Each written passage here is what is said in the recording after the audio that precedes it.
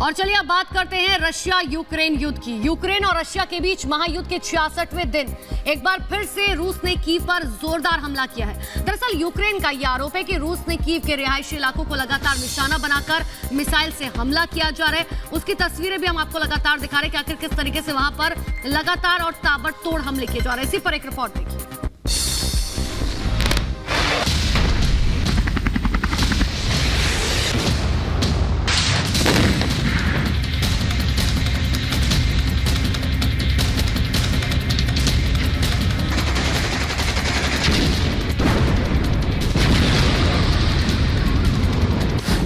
जंग जारी, कौन किस पर भारी।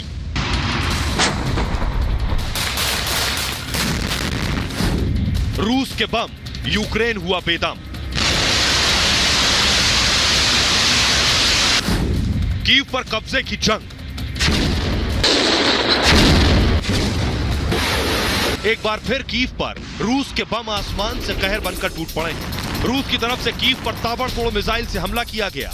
एक के बाद एक कई मिसाइलें दागी गई। आरोप है कि रूस ने एक बार फिर कीव के रिहायशी इलाकों को निशाना बनाया है। बताया गया कि वहां रिहायशी इमारतों पर रूस की मिसाइलें कहर बनकर टूट पड़ी, जिसके बाद इमारतें आग के गोले में तब्दील हो गईं और आसमान में धुएं का गुबार छा गया।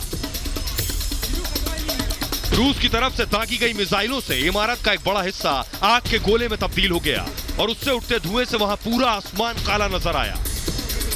यह हमला इतना बड़ा था कि इमारत में लगी आग और धुएं के गुबार को कई किलोमीटर दूर से भी देखा जा सकता था।